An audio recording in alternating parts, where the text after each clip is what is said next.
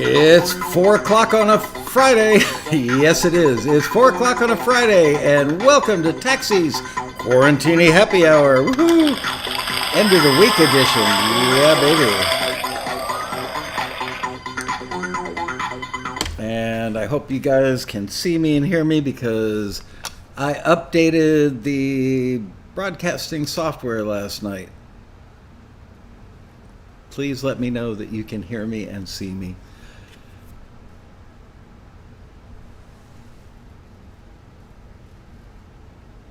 It says I'm streaming. Let's see. See and hear. Good. Thank you. Awesome. Yay. I get scared to death every time I do an update because you never know how it's going to come out. I tested it last night, but you never know how it's going to work with the YouTube stuff until you actually try it. So here we are. Just a few of us so far. We've got Martin Gravel, Darren Moss, myself, and Liz. It might be an intimate gathering today. There's Peter Rahill, Third Like. And Pete Mason, Dave Merkel, Dean Turner, Riney Bear. Smash the like button, dudes. No dudettes yet. There's one. Jan Weilage. Andre Stepanian. Edmund Red. Alex Dillon. Yay, the gang is arriving. Aaron Northern. Daryl Berman. Come on down. Dan Weber. Pete Mason. Lauren DeGiorgi. How are you, Lauren? Wow, the crows just showed up in the backyard. They're early today. They must know it's Friday. Robert Orzechowski, Justin Cosgrove, hello.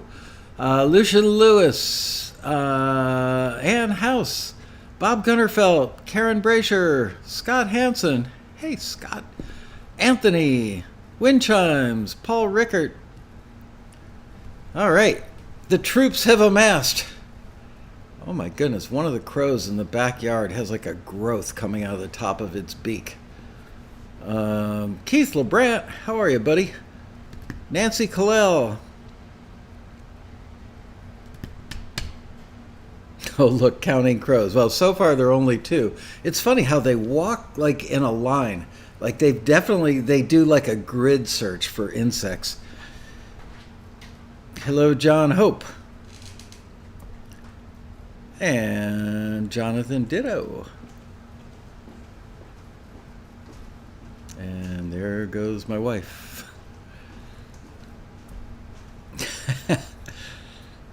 We have a crow with a growth on its beak in the backyard. Tony Salazzo. Spiritual. All right. So, Joseph Alonso, hello.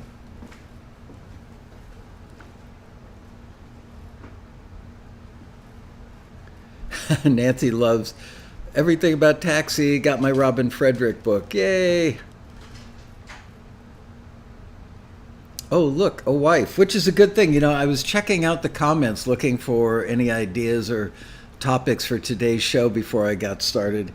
And I noticed that there was a post from a young lady named Charisse Ball with a, looked like she was wearing a negligee, can't say that, or something sexy, and it says, I'm alone. So, apparently, she knows that I'm generally alone when I do the show, but my wife was just here, so I'm not alone right now, Charisse, but we can talk. I'm kidding, of course. Charisse, quit spamming our site, or our YouTube channel. Oh, and Boya Nicholson made a comment that I would like to comment on. Hello, Pedro and Paul Etheridge. And Boya Nicholson commented on yesterday's show, is bleeding through the groove walls. When we were talking about mastering yesterday, and I was describing how it caused the heated diamond-headed needle thingy to go up and down in the lacquer, and that's what cut the actual grooves. Think of it like a valley. And he says, that's the reason why I used to hear an echo of a note a few seconds before the needle got to that part of the LP. That is exactly correct. That can also be caused by a couple of other things, but it could be caused by when they stamp. They make. Oh, those are at the office. I've got some plates that they actually used for stamping. I believe it's from the Eagles' Greatest Hits record. I got an old set of plates. They would make stampers from the lacquer. They then plate that, and that is a positive. So the lacquer is a negative, and then they plate that with silver, maybe some sort of silver-looking metal, and then from that they make the reverse impressions, and I believe that's what they use. One is called a mother. I think that first one is called a mother, and then they make stampers. So I've got these things called stampers, which look like they're probably a couple inches bigger than an LP disc, and that's what they put on the thing. It's kind of like a waffle iron. It goes. They put a thing of vinyl in there called a puck, I believe. And that's heated and it squishes it down, and that's what makes the LP. So if that thing is too hot or too much pressure behind it, it can also make the groove walls a little too deep and therefore thin, and that's what you get that the pre-sound from. That is one thing. And the other thing is when stuff is mixed to 1/4-inch tape. Remember that 1/4-inch tape? The reason that they take it off the machine and store it in what's called tails out, so it winds from the supply reel on the left to the take-up reel on the right. I guess I should do that in reverse for you guys. So supply reel over here, take-up reel over here. And so when you're all done and you take it off the machine to store it, you do it tails out. That way you don't get what's called print through, which is the magnetism, the whatever the magnetism that makes the particles on the tape stand up. The oxide, which the magnetic particles, that's what excites them and gets them to stand up, and that's what makes the tape work. So if you were to do it heads out, then you get whatever music is on the first, 1.5 feet or whatever it is that winds around the outside of the tape. So that would print through sometimes if the level was significant enough to the next layer of tape. So you would get that bleeding effect there as well. But that's also the reason, you may not have known this because you're not old like I am, that's the reason they used paper leaders, and we would cut the paper leader right up to the beginning of the opening note or the first kick drum beat or whatever, right at the top of the song. Because if you had any blank tape in front of that, you may get print through from somewhere else. So there you go. Now you know everything you ever wanted to know about audio print through. Stops ghosting. There you go. I hear if you take a cross and a steak and some garlic, that also stops ghosting. Just saying. And Boy Nicholson also said, and excuse me, pardon me if I'm not pronouncing your name correctly. He also commented, regardless of how long ago it happened and regardless of when it was, I'm very glad the chair Heimlich maneuver worked. Thanks for remaining on the planet, sir. Oh, thank you. That's a very sweet sentiment he's referring to for those of you who weren't here yesterday about the time in the hotel room when I flicked a peanut M&M into my mouth and went, and couldn't breathe and thought I was going to die for real, and remembered seeing some guy on TV that demonstrated how to Heimlich yourself on a chair over the back of a chair if nobody else was around. So I pushed a chair underneath the desk in the hotel room and bent over and whacked myself on it 2 times. The second time, out came the M&M, and I went, I'm alive. Tony Salazzo, bringing up an old subject, but I'm more than happy to talk about it because it's one of my favorite things in the world. Hi, about sumo tangerines. I saw some in the veggie section at $5.90 Australian dollars per kilo, which based on some dodgy math is about $2 per pound in US dollars. So, Tony, you're torturing me. the winter season here, for some reason, is when we get the best tangerines in the U.S. I don't know why that is. But yeah, like November through about April is when we get the best tangerines. It's also when we get the sumo tangerines, which are by far the best tangerines. They're huge. They're like that big. I mean, they're bigger than a baseball, a little bit smaller than a softball. Okay, they're a little bit smaller than a grapefruit, and they are the best tangerines anywhere. But they're really expensive. They're usually about $3 a pound here in the U.S. And very short season that we can get them. And I eat tangerines literally, I think, every day of my life. So hard to get the tangerines, those tangerines, and hard to get all tangerines. We go through this weird little period in like July and August where it's really hard to get tangerines. But now we're starting to get decent tangerines coming up from South America, and I would guess that's because they're south of the equator and their seasons are reversed. So thank you for bringing up sumo tangerines and making my mouth water. Tony Salazzo. Hey, Tony's in the room today. Tony says, hi, about the virtual road rally. You mentioned the half-hour sponsor sessions. Are there likely to be good deals to be had? If so, do you take requests? Because I'd appreciate a nice discount on some isotope stuff if you can swing it. I cannot make any promises, but I will tell you that our sponsor salesperson told me that Isotope is one of the sponsors that's a probable for the Road Rally this year.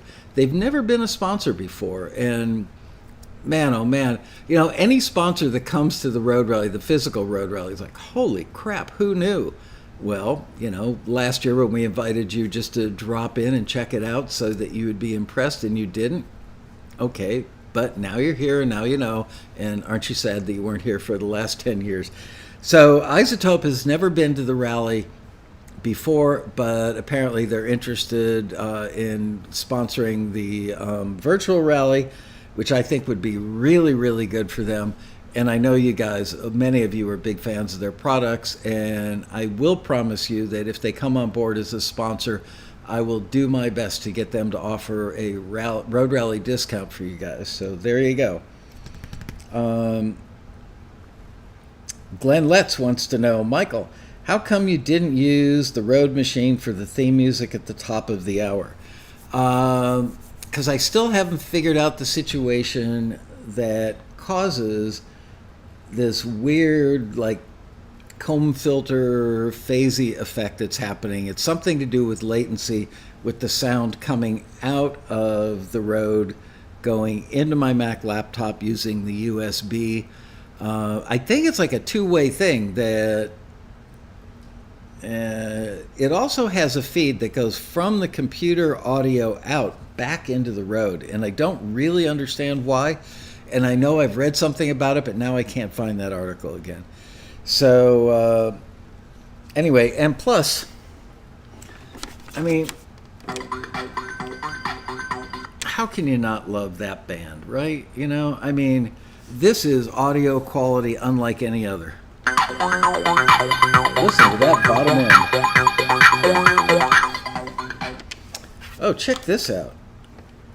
I've never noticed this before. Aw, this thing was made on my birthday, September 2nd, 2009. I mean, I wasn't born in 2009. But that's really interesting. So that means this thing is 11 years old, which Taxi TV is also 11 years old. So there you go. Does it play other songs? Yeah, it does. The thing is, this thing is harder to program than a VHS machine. It took me a really long time to find there's no like LCD screen or anything. So it took me a really, really long time to find that piece of music. And if I ever lose it, it will take me a really long time again to find it. And there's no audio output on it. There's no MIDI output. It's got an aux in, which I find funny, but it has no audio out. It's got a demo feature. Don't know about that. Power on and off. Anyway, so the reason I don't go looking for other stuff is I'm afraid I'll never find that fabulous theme song that we have. Um, Yep, it's pink. You know why I got the pink one? It was cheaper than the blue one. They had one for little boys and little girls, and the girl version was cheaper. Not very woke, right? Um, let's see. What else do I have here? I already told you about my imaginary girlfriend, Cherise Ball. That's right. Nice choice of names. Um, Tony Salazzo also said in one of the comments about the noise in the demo vocals you mentioned. I bought a multi-track of a well-known country music song from mixthemusic.com. That's good to know about that.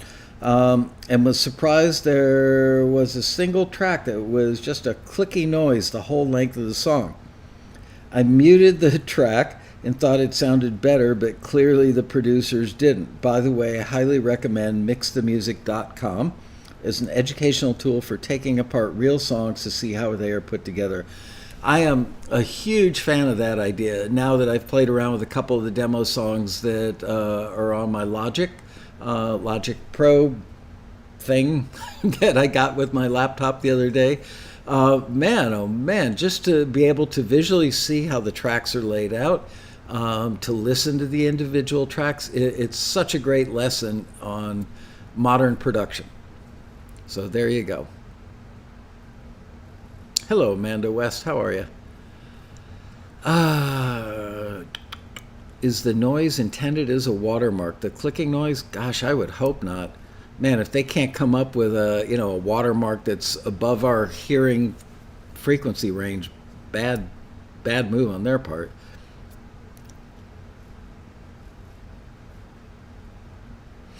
So there you go. Battery might run out. Sample the music on the pink thing. I actually have sampled it. I've got it right here on my phone. I've got it on an SD card as a backup as well. And I have changed the battery on that thing. Luckily, it stores your last setting when it's turned off and comes back to it. So even though I took the batteries out, I've only replaced the batteries. It's like 2 D cells, and I've only replaced them once in 11 years.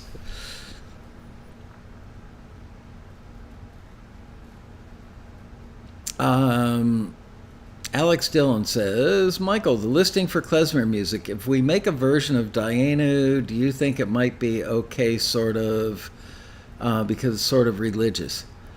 Honestly, I couldn't answer that for the music library, but for those of you who aren't Jewish and don't know, Dayenu is one of those songs that's like universal to many of the Jewish holidays and services. You know, it's like there's probably not a Jewish person alive that doesn't know that song. I would think that they could probably, this is just my opinion, it may cost you $5 and you might get forwarded, and then the library may not take it because they think it's too religious. I doubt that would be the case. I think that sooner or later somebody's going to be producing a TV show, not necessarily over there in Israel. It could be an American show where, the family's going to Rosh Hashanah services and they need Dayenu. So I would take a shot.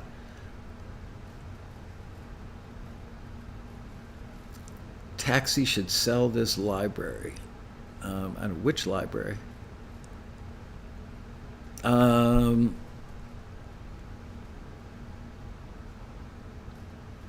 Nancy Colell says she used the shaker that's always on display at the Road Rally at a recent studio session, the Light Touch music by Natural Acoustic Lab. Very nice touch.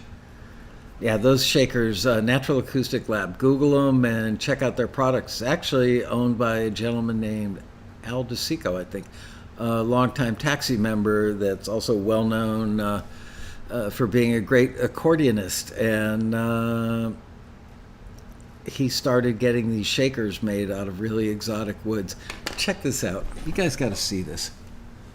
Oop, the crows have spotted me. There they are, walking in a line. Look at that. Organized hunting by the crows. So far, they've passed by the tomato plants. Anyway, that was the most interesting thing that's liable to happen on today's show.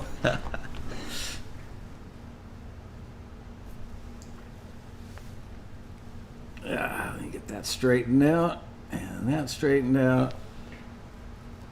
Pretty good.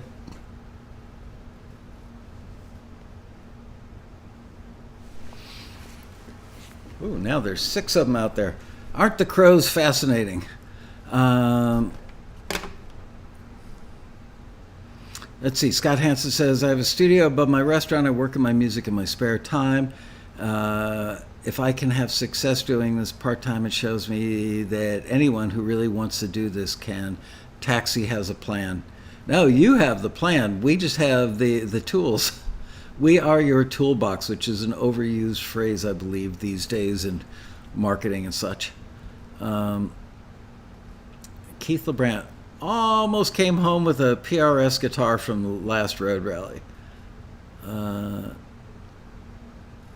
Didn't the Beatles use frequencies above human hearing? I've never heard that. I don't know.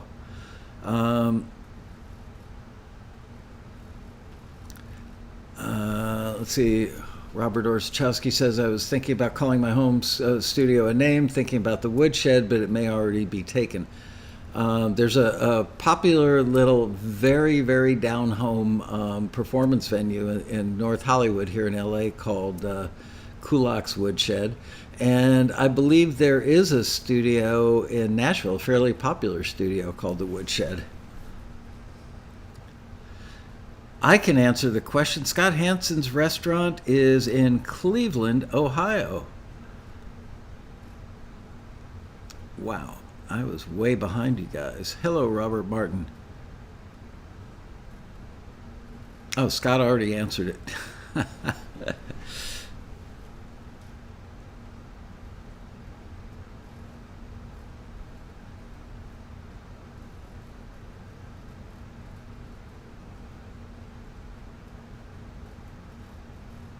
Lane Bellin Shrek has a Korean-made PRS SE, and it's phenomenal.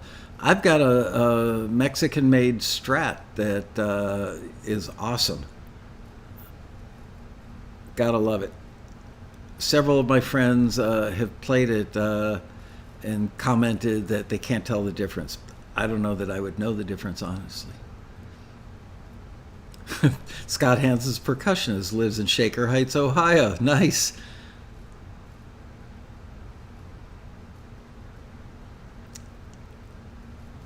I've never heard of Kiesel guitars. Keith? Is it Keisel or Keisel, I guess? That's right. This is reality TV. Those birds are real, not stuffed. That is Shirelli's chimney down there. That's funny that you noticed that.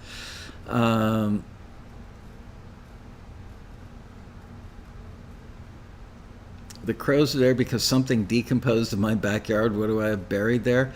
I don't know. They walk the entire yard. They get in a line and they walk from one end to the other. I'd say it's probably 100 feet across, maybe 75 feet across.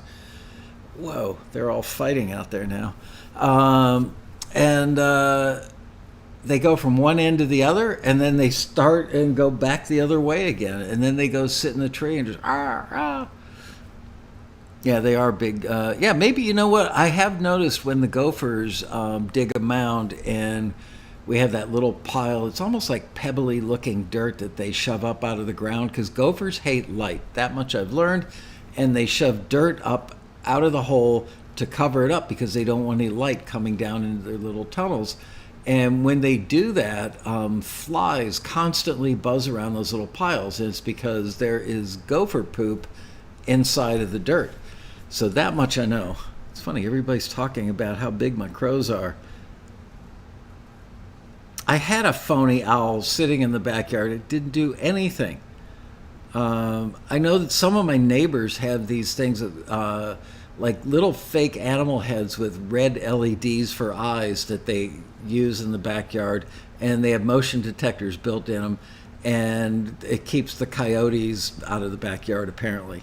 Worked for a while. We have some friends that live about 2 blocks away, and they had a couple of pet bunny rabbits that turned into like 50 or 100 pet bunny rabbits, because you know what rabbits like to do. And so their whole backyard is like a rabbit sanctuary, and the coyotes and the hawks know that it's like a cafeteria. And so the coyotes regularly come over the 6-foot concrete wall and eat their little bunnies. And some of these bunnies are they're like this big. I mean, they're actually smaller. They fit in the palm of your hand. And they've got, at any given point in time, like anywhere between 5 and 10 of those little 3-day-old bunny rabbits. They're so cute. But they make really good snacks for animals, apparently.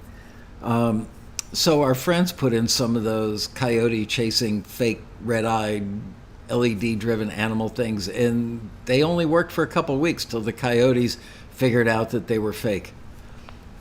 Yeah, I think the crows are worm hunting. But they wait until the sun is behind the horizon on that side of the house, so apparently they can see the prey. Or maybe, when the sun, that's probably it. When the sun is no longer glaring down, we have a southern exposure and it gets pretty hot in the backyard. So when the sun is behind the mountain, that cools things off. Maybe that's when the worms come up, and that's why the crows show up at that time. It's true, my backyard is an ecosystem of its own.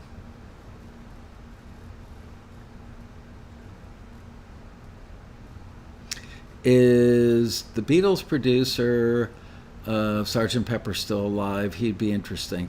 No, sadly, George Martin died years ago, but Jeff Emmerich, the engineer who engineered it, was a guest at the Road Rally. He was our keynote interview 4 or 5 years ago. Amazing. Rob Shirelli and I went out to dinner with him a couple of weeks before the rally, and we spent 4 hours or more at dinner with him. He was just an open book. He would tell us about anything. It was great. Really, really, really nice man.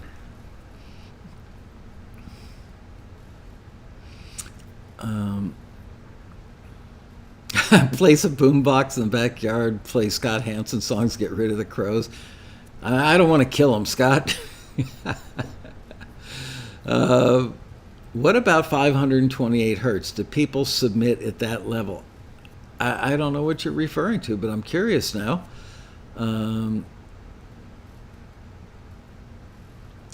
First get a tiger, then someone gets a bear. Right, exactly.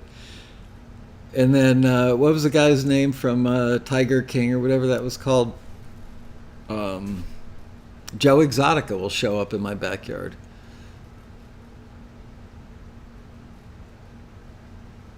Hey, El Rosso, how are you?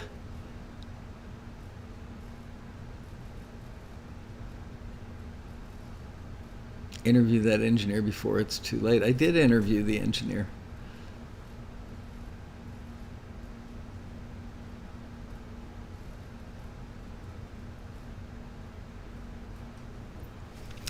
.528 hertz, though, is, that's not a high frequency. It's got to be somewhere around a B note, B flat.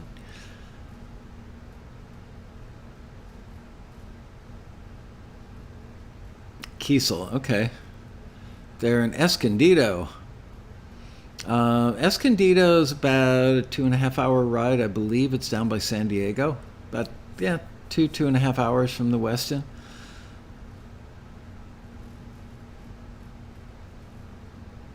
Joe Exotic. He was so February, it's true. El Rosso was at a synth jam last night. Has anyone submitted subliminal tracks? Yeah, with a voice that you can't hear going, forward this. Many years ago in New York, like 35 years ago or more. I did work with a couple of psychiatrists that were doing a bunch of subliminal recordings for their psychiatric practice, and it was pretty funny. They had this dreamy new age music, and they would say stuff like, "You're okay," in a very "You're okay. Everything's gonna be okay. Nobody's trying to kill you in your sleep." And after about 3 days of that stuff, I mean, I was just sitting there at the console, like, dozing off. They actually had what do they call those tanks where sensory deprivation tanks that were shaped like a giant egg and had a lid that lifted up, and you would climb into this thing, and it had water that was 98 degrees body temperature water, very very salty like the Dead Sea, so you couldn't sink in it. And you would take off all your clothes and climb into this thing, and they would shut the hatch, and there was no sound and no light. And they would leave you in. They let me come over and do it for free because I stayed awake most of the time while they were recording. And I went in that thing. First of all, you can hear the blood coursing through your carotid arteries. I mean, you can literally hear your heart. You can hear the blood going whoosh, whoosh. And some people can't handle it. They do have a button that you can hit, and somebody will be in there in like 10 seconds and pull you out. I loved it. I didn't want to get out of there. But the one thing that I remember most about that was after spending an hour in the sensory deprivation tank, you get out and you feel exactly like you do after an amazing vacation. So I've often considered that if I ever win the lottery and just have money to piss away on whatever I damn well choose, I'm buying me a sensory deprivation tank, because the relaxation and the refreshing feeling, I mean, it literally made you'd get out of there and go, I feel like $1 million. Man, maybe I should start sleeping in one of those. Wouldn't that be awesome to wake up every morning feeling like you just came back from a great vacation?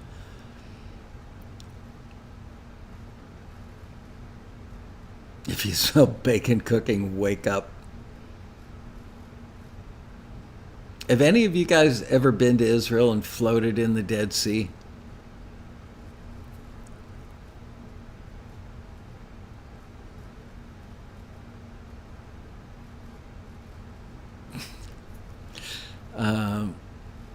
Do I own a reel-to-reel? Nope. I actually have so many, reel like songs on reel-to-reels, and someday I should go to a studio and listen to them all. Wonder how, what kind of. I told you I found a bunch of stuff from Neil Young in my garage in a suitcase from the 70s. That's right. Liz has been to Israel. Oh,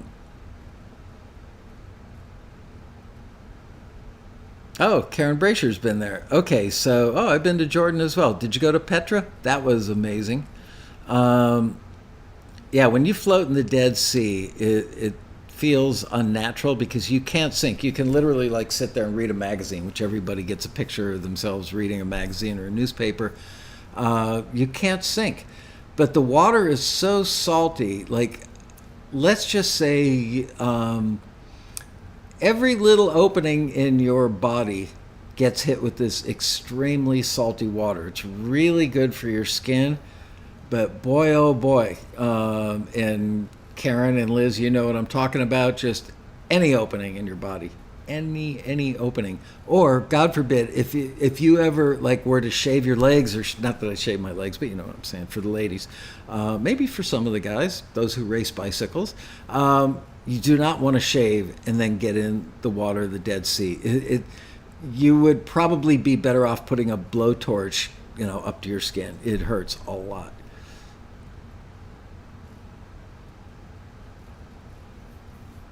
Simon worked on hypnotherapy. Very difficult to keep me focused. Karen, you've been to Petra. Wow.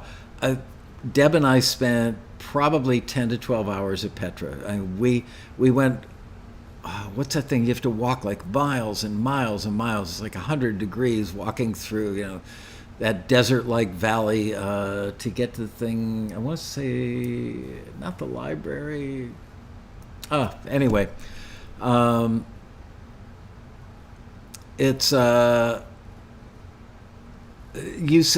is one of those things that you see, and when you see it, your brain initially doesn't want to believe it. Remember the Indiana Jones movie? I forget which one it was, but it's the one with Sean Connery in it, where he gets shot and Indy has to walk across the imaginary bridge, and they arrive at this destination, and you see this big stone edifice, this building carved into the side of a mountain. That's a thing. That's real. That's like the first thing you see at Petra. You go through like this little valley. Actually, when you go through the valley, if I remember correctly, Deb and I rented horses and rode through there.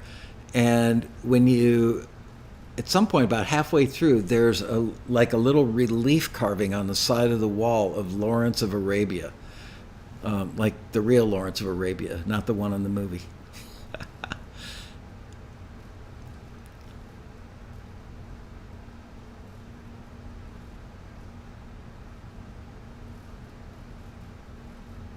Yeah, Petra is crazy. It's so old. Built by the Nabateans 2,200 years ago or something like that.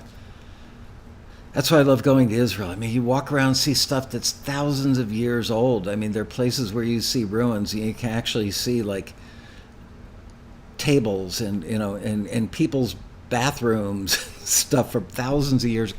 Hang on a second. I got something to show you guys.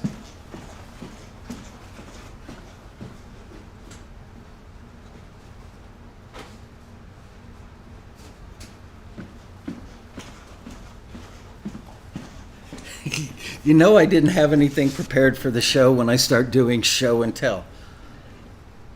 All right. These are actual pieces of pottery. Anywhere you go in Israel, you can find pottery shards. You can find it mixed in with the gravel in a parking lot. You could, and there are a lot of places where you can like just get out of your car and walk into an open field, and you'll see ruins standing, like a half mile from the road, and you can just walk out there. So there you go. There's a piece of pottery. I don't remember where I got this one, but it still has the original paint on it, and it's thousands of years old. I'll show you. I've got a whole plate full of this stuff. I've got like shoe boxes full of it. They don't mind you taking pottery shards out of Israel. If you find anything whole and try to take that out, they don't like it. Check this out. There's a little handle from like a little pottery jug. So isn't that amazing? Somebody's hands made that out of clay thousands of years ago.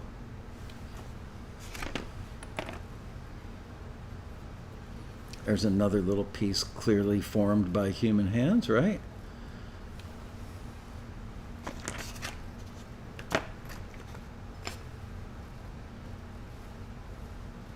don't know if you'll be able to see that or not. Oh, there you go. Look at little patterns still in there.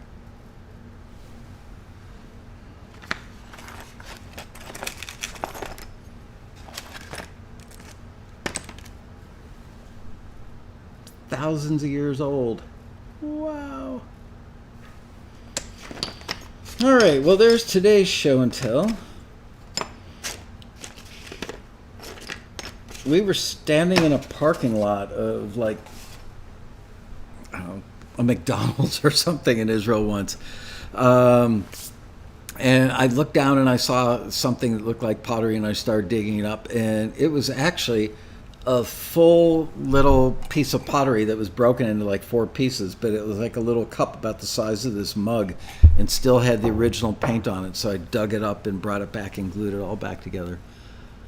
Wave's headquarters is in Tel Aviv? You're kidding.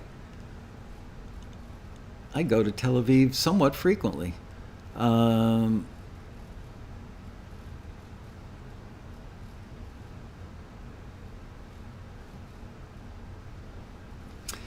Here's a good question from Lauren Bell and Shrek. Michael, how far should we take loops in our music that isn't our own? Is there a law or some unwritten rule? There's not really a law, but it depends what the terms and conditions of the loop library tell you to do. But here's kind of an unwritten rule that many, many library owners have told me over the years, which is music libraries. Publishers, to be clear, not sample libraries, but the guys who own the publishing companies that get music in film and TV. So what they would tell you is if you're going to use a loop, don't have anywhere in your music where it breaks down and only the original source loop that you used is playing in the clear. Not good. You always have to have something added to the loop or some sort of modification to the loop. You can't ever have the original loop playing in the clear. So that's what I know.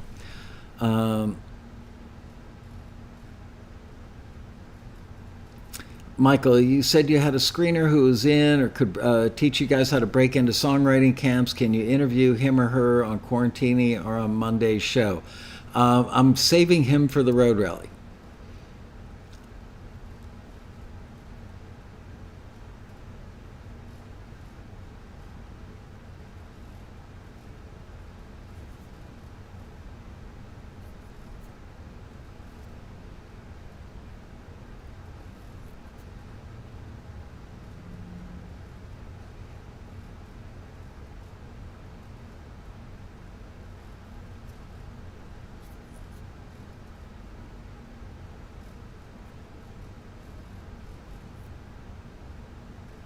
P. Mason says, "Oh my God, my wife always comments that Michael reminds her of her own dad. He likes rocks, and now Michael produces a place of rocks. Too spooky."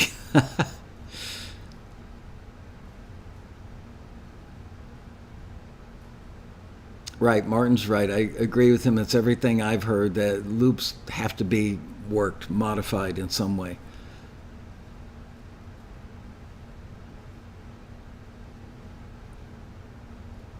Well, that's cool. Look at that. It's 4:42. I've spent 42 minutes once again talking about nothing.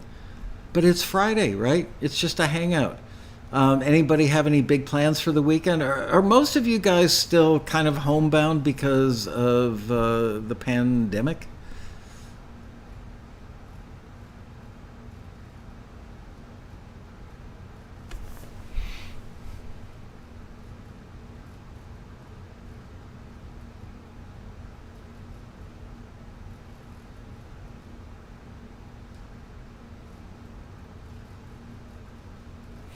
Wow. Okay, so Aaron Northern says yes. Amanda West says yep, back at it again. Karen Brasher, yes, in UK. Edmund Red, back to school. Wow. Amanda still cocoon. Has anybody else fallen asleep at the DAW doing a song? I've not fallen asleep doing an episode yet. Or I've never had an episode while doing an episode. Whoa, a lot of responses to this one. Hang on. Homebound, but scored 3 cases of my favorite beer. Abita Turbo Dog. Wow. That's funny. Homebound, yes, my real job, blackjack dealer, was laid off in March. I'm so sorry to hear that. There's nothing worse than getting fired, laid off. It's terrible. It feels like so beyond control. You know, you have no control over your own future. Dean Turner, The Pandemic and the Smoke. Dan Weber still has to go out for toilet paper every now and then. Yep, pretty much at home from food shopping. Yeah, I think that's the case for a lot of us. Linda Cullum is home, but has 2 places in Vermont that she drives back and forth to. Nice. Take us with you.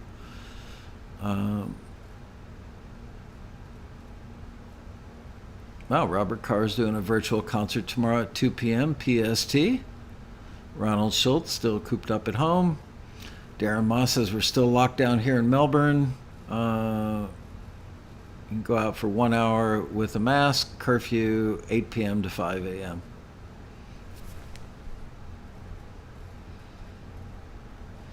Wow, Tony's back in the office 5 days a week. What city are you in, Tony?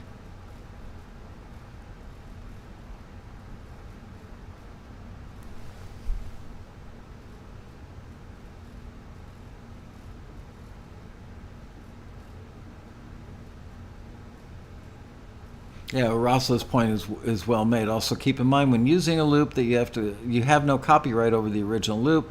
So if a show uses your music, someone else could legally copy the essence if you mainly use the loop. Jan Weilich says we're in phase 2 of reopening. I swear to God, I have a feeling that right after the election, all of a sudden they're going to go, okay, everybody, back to work.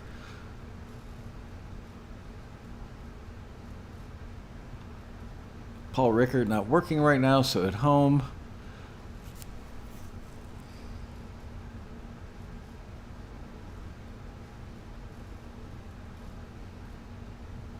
Amanda's got a lot of work doing metadata and uploading for a client. That's cool.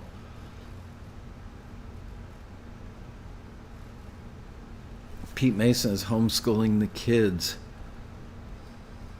This, think about this. If you're a divorced family, if the husband and wife are divorced with shared custody, one or the other would say to the other one, you know what? You hang on to it for a while. I've had enough of this homeschooling crap.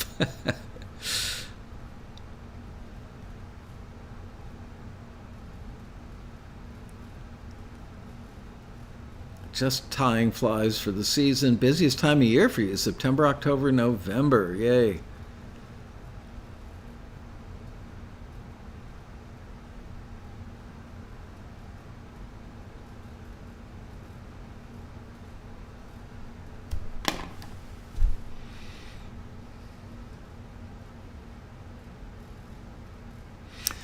I haven't heard any studios about the warehouse in Philadelphia.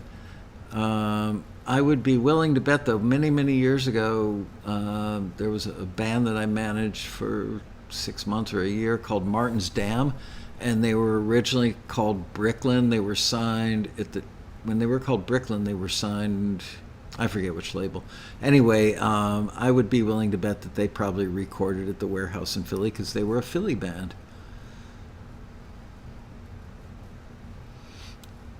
Just Alonzo doing a Friday night Skype with another taxi songwriter. We're doing some great collabs. That's cool.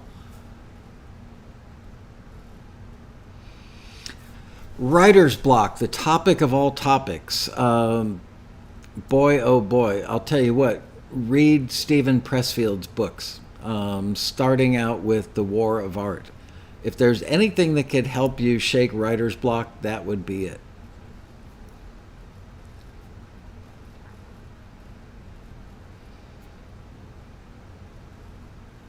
Pete Mason says, haha, I should get divorced. I hope Mrs. Mason is not in the room. Or maybe she's standing behind you shaking her head going, yes, in agreement. It's spreading. COVID is spreading again. In England, Boris changing the rules all the time. I would not want to be President Trump or Prime Minister Boris Johnson, any of the leaders of any of the big country, or of any size country, actually, because, you do have to balance that thing. You can't just shut it down, kill the economy. Look, people need jobs. They need to pay rent, buy food, that sort of stuff. It's important. On the other hand, you can't just turn the key and open everything back up again and have a gazillion people die. I did hear yesterday that the United States right now, and I hope I'm quoting this correctly, I think I am, that the number of hospitalizations and deaths from COVID in the United States is running neck and neck with the country of Liechtenstein. And if memory serves correctly, Liechtenstein is a very, very, very small country.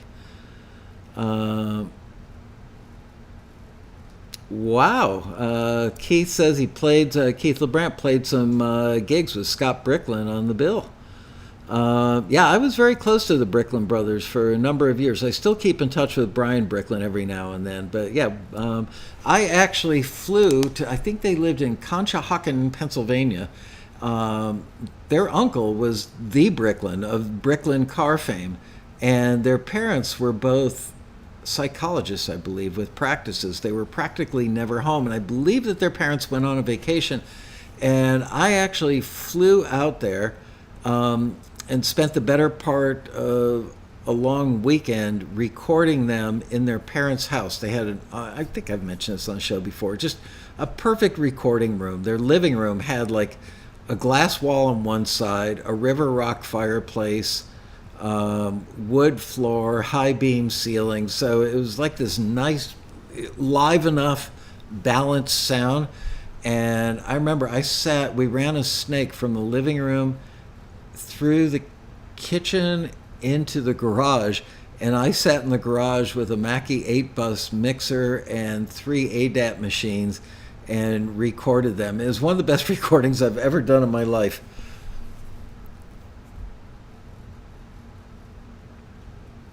Hey, Pat Wara, how are you, buddy? Conshohocken, Pennsylvania? Conshohocken.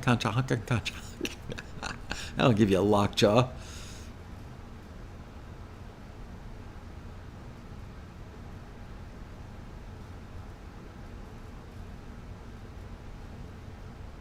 Pressfield's books will help you walk across the invisible bridge just like Indiana Jones. So true.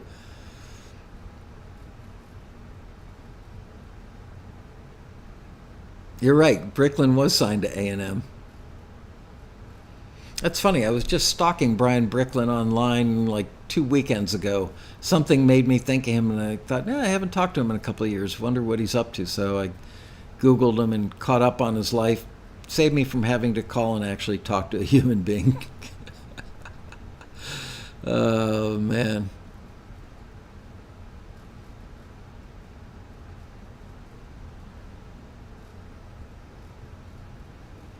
Who is Scott Bricklin? He is one of the two Bricklin brothers, Brian and Scott Bricklin, that were in the band Bricklin. They were kind of a poofy-haired 80s band. And then kind of, 80s. When I met him, it was in the mid-90s, and they had long been dropped by the label, and the music they were making was much more, I don't know what you would call it, like pop rock, acoustic pop rock with some great electric guitars. They were extremely talented musicians. They were great writers, great singers, great at everything. Will Robin Frederick participate in the rally this year? Absolutely. Yeah, we will not have a road rally without Robin.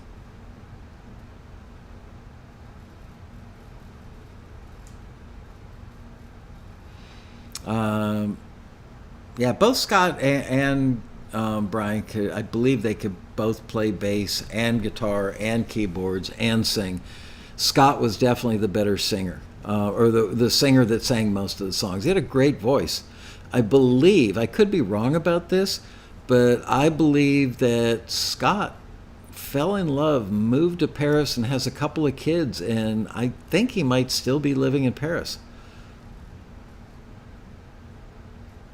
Michael, are there big artists or publishers looking for songs for their artists? Do they come to Taxi for that type of business? Hell yeah.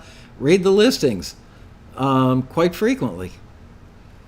What are my thoughts on George Martin as a producer? I actually got to engineer a little bit for him on a remote gig one time, and as a person, he was a very sweet, very gentlemanly, very proper, but very good-natured, kind, very smart. After the gig, a bunch of us hung out in a remote truck, like a studio remote truck, and he could not have been any more forthcoming or more kind, or just good guy. As a producer, look, he produced comedy records before the Beatles. So I think, read Jeff Emmerich's book. I can't remember the title of it now. Liz, if you'd be so kind to look it up and maybe pop up a link. But I was shocked when we had dinner with Jeff Emmerich, and both these guys are no longer with us, so I want to be kind about this. I don't want to speak ill of anybody. But I kind of got the impression that there were several times during the making of records like Sgt. Pepper, for example, there were things that George Martin was credited with doing that he may not have actually had that much to do with. He was the kind of guy that would get invited to tuxedo-ish fundraising dinners and stuff. And there were times where he'd be out at a dinner, he'd stop by the studio, hello chaps, well, I'm off to a dinner. And that was my really good British accent. And then come back 5 or 6 hours later after they did something amazing, on Sergeant Pepper's, go, oh, that's quite good, keep it. And I think any of us who have ever engineered before, for engineer producers, you go up the ladder from assistant engineer to engineer and then producer. And sometimes you're an engineer producer at the same time, running the console and producing.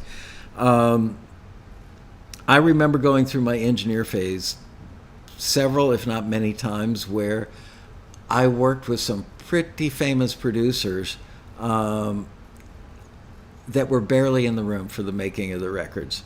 They were more interested in finding drugs or finding girls or hanging out, shooting the breeze, talking about how great they were. There were some really, really, really big people that I worked with that I remember thinking many, many times, how did they ever get the title producer? Because they couldn't produce more than a cheeseburger from a restaurant, just amazing. I think that George Martin clearly was talented and clearly made some serious contributions. I don't think that people that credit him as being godlike and, like he taught the Beatles everything they know, I'm certain that he taught the Beatles something, maybe many things, but so much of the Beatles were the Beatles, and maybe he was, truly the fifth Beatle. Maybe he was, it's kind of like when Neil Young would be on their side of the glass and turn to me and go, how'd that one feel? You need to know. You need somebody else in the room that you can trust, that there's no ego behind it or no agenda behind the answer, that will simply say, not your best take. Try another one, or try playing it up an octave. Or the drums felt a little sloppy to me. The energy was good, but the drums weren't really in the pocket. So maybe George was that guy, and Lennon and McCartney were really like this creative force that maybe George's biggest contribution was being their overseer. I know he had a hard time keeping them in line. The EMI Studios, Abbey Road, very, very rigid. Like, people had to wear white lab jackets. It's the kind of place where you had to have your editing razor blade, looked at under a magnifying glass before you could get a new one. You better damn well turn out the lights when you walk out of a room. You weren't allowed to move like a tape machine from one studio to another. I know the Beatles got in trouble for that. That was definitely in Jeff Emmerich's book, where the Beatles would want to put tape slap on something, and they would go grab a mono tape machine out of one of the other studios and wheel it across the parking lot or down a corridor and bring it in and use that as their delay device. And they got in trouble for that.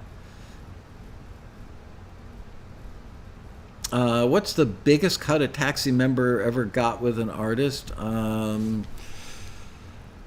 Probably Buy Me a Rose, Kenny Rogers. I'm sure the show will end and I'll go, damn, I forgot to mention blah. But that one it was Kenny Rogers' first hit in 25 years, and it went to #1. And the songwriters, Jim Funk and Eric Hickenlooper, are guys that I will be friends with for my entire life. Two of the nicest people you could want to meet. Just good hearts, good souls. And I believe it was like the first or second song they ever wrote. So to me, that one was so special because it was a #1 hit. It was with a big artist. It was his big comeback record. And it was like virgin territory for these young writers.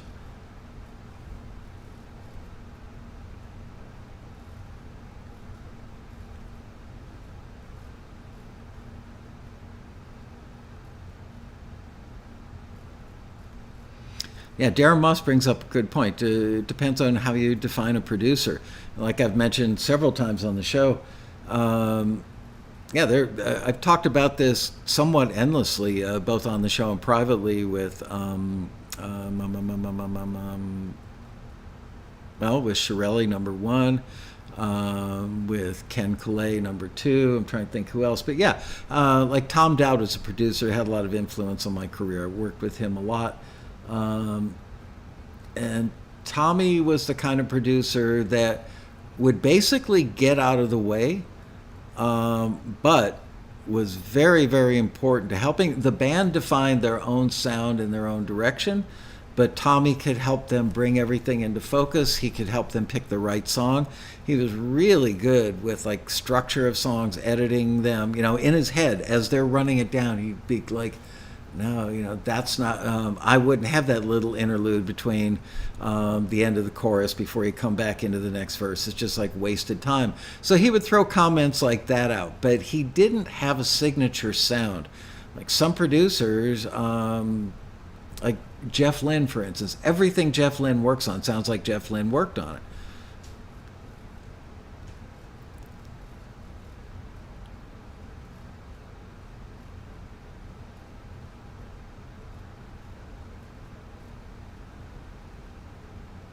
Wow, it's 5:01. Keith, you're going to be waiting for a long time for the book from Michael Laskow. That's right. Other songs. Thank you, Darren. You're like my publicist here. Kiss Me by Sixpence None the Richer, Beautiful Soul, Jesse McCartney, Buy Me a Rose, Kenny Rogers. I Loved Her First, which was a country hit for a band that I can never remember. They were an indie band that I think was a one-hit wonder that had a number 1 song with the Taxi Members thing. Elliot Park's song, I Loved Her First. Great song. Gets played at weddings to this day all over the world. It's from a dad's perspective telling his about-to-be son-in-law, be good to her. I loved her first. You think it's about a boyfriend, 2 guys, like an ex-boyfriend and a current boyfriend, and then all of a sudden the chorus reveals that it's the dad saying this to his future son-in-law, that I loved her first. It's heart-melting. I actually got to dance with my daughters at their weddings to that song.